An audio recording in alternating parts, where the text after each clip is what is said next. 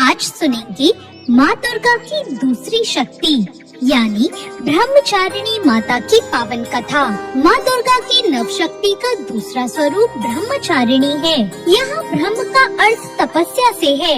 माँ दुर्गा का स्वरूप भक्तों और सिद्धों को अनंत फल देने वाला है। इनकी उपासना करने से तप, त्याग, वैराग्य, सदाचार और संयम की वृद्धि होती है। ब्रह्मचारिणी का अर्थ है तप की चारिणी यानी तप का आचरण करने वाली।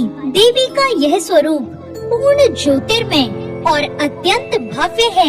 इन देवी ने दाएं हाथ में जप की माला ले रखी है और बाएं हाथ में कमंडल धारण कर रखा है।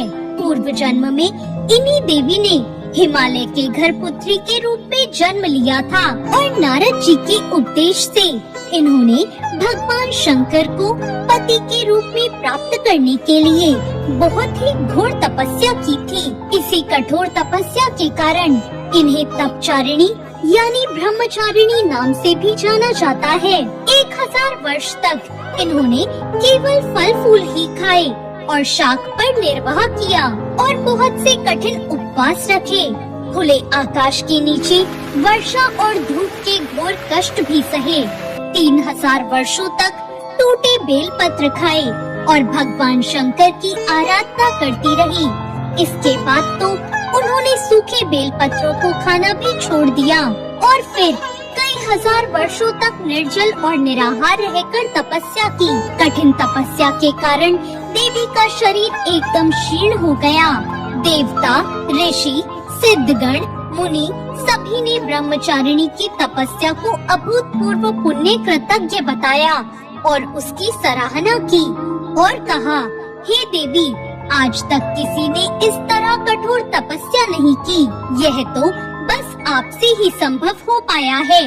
आपकी मनोकामना परिपूर्ण होगी और भगवान चंद्रमौली शिव जी आपको पति के रूप में प्राप्त होंगे। अब आप तपस्या करके घर लौट जाओ।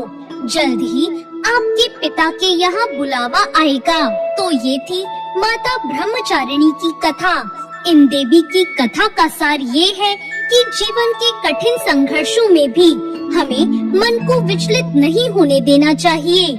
माँ ब्रह्मचारिणी देवी की कृपा से सर्व सिद्धि प्राप्त होती है। दुर्गा पूजा के दूसरे दिन देवी के इसी स्वरूप की उपासना की जाती है। माता ब्रह्मचारिणी के पूजन से पहले स्नान करके शुद्ध हो जाएं, फिर माता की प्रतिमा रखें या तस्वीर लगाएं। पूजा करते हुए शुद्ध मन से माता के नाम का स्मरण करते रहें। कोशिश करें कि सफेद या पीले वस्त्र पहनकर ही पूजा हो। माँ को प्रसाद में पंचामृत जरूर चढ़ाएं, रोली और अक्षत चढ़ाएं। अरुहल या कमल का फूल भी अर्पित करें। दूध से बने अन्य प्रसाद भी माँ को अर्पित कर सकते हैं और फिर कपूर से माता की आरती करें।